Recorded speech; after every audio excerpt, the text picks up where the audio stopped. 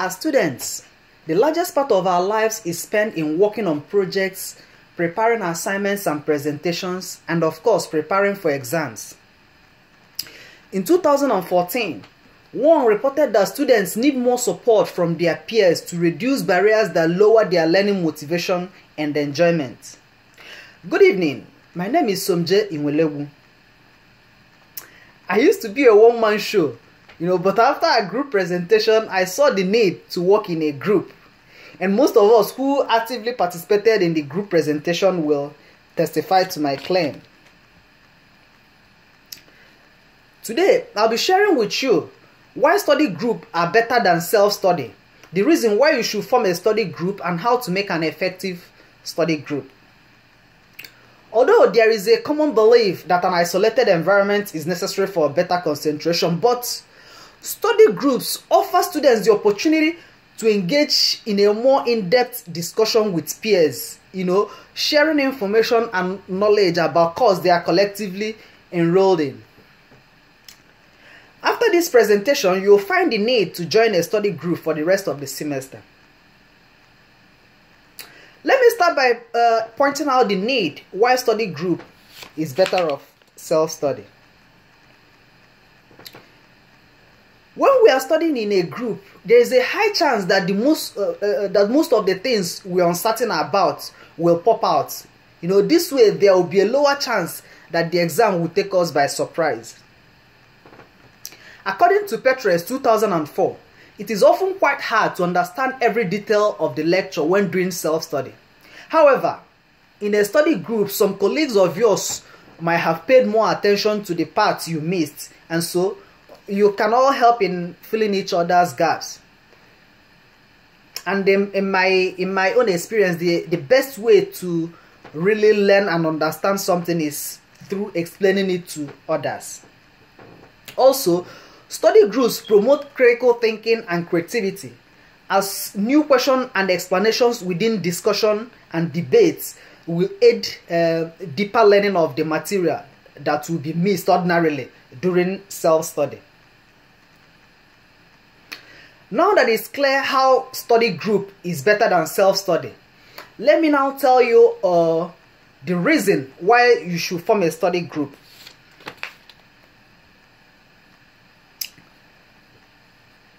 There is no argument that taking time to by yourself to read, learn, and study a subject or theory will lead to a better understanding of that subject.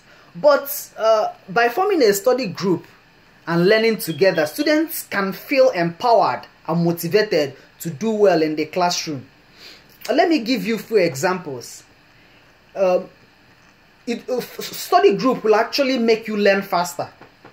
Students in study group generally learn faster than students working alone. For instance, some part of the textbook that seems completely confusing to you could be quite clear to another student.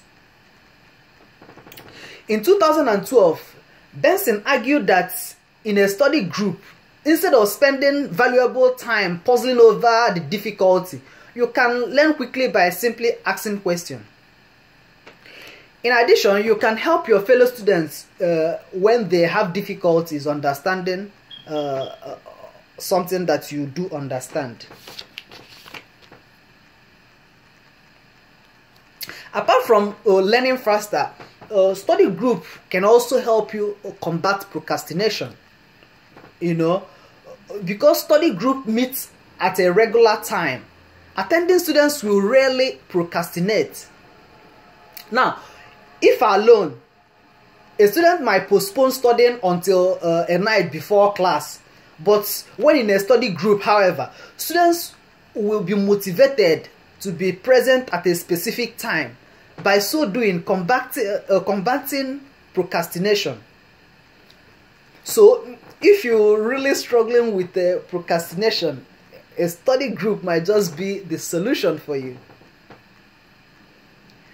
Another point is study group can make you get new perspective and study skills. If you study by yourself, you will always see your material from the same perspective. Why this may not be a problem for some people though, Henry et al. 2005 reported that getting fresh perspective on a topic can help you learn it more thoroughly. Study groups are the perfect place to find this new perspective. As you listen and ask questions, you will soon start noticing a wide variety of different points on the same idea. This will force you to think more about your position and will therefore develop your critical thinking skill while helping you to study.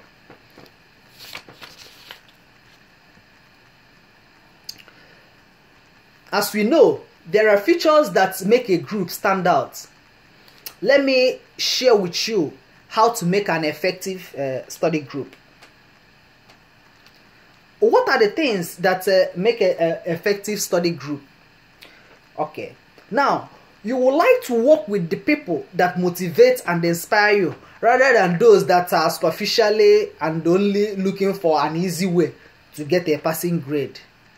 That is one. Secondly, you'll also like to work with people that are alert and focused in class and that are asking questions but also answering professors' inquiries. Okay, now, as they say, too many cooks spoil the soup, meaning that a study group turns out to be inefficient if too many people take part of it. So an ideal size of a study group is around 3 to 4 people, maybe 5. A picture, they say, worth 1,000 words. Let me show you some visual aid. Now, look at these people studying in a group. You see? Now check this out. This is a person studying alone, self-study, and he's trying to puzzle a lot of things out. But if in this study group, I mean, that thing the young lady has been trying to figure out, one of the group members could have contributed. 2 good heads is better than 1, they say.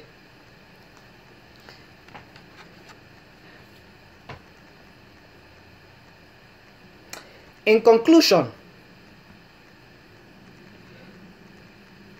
study group will give you an opportunity to always have someone to discuss a topic with, when you start struggling or finding the topic tedious. So far, we've talked about why study group are better off self-study, the reason why you should form a study group, and how to make an effective study group. By forming study groups, students will not only motivate one another to do well, but they will also have the chance to form strong, long-lasting friendship. Success is up to each individual and can be achieved in different ways, but I highly recommend that we form study groups to stand out from the rest of our peers and to do well in each semester, especially in difficult classes. Now, go find yourself a cozy and efficient study group, and who knows, maybe the studying will turn out to be fun. Thank you for listening. My name is Sumje Inwelebu.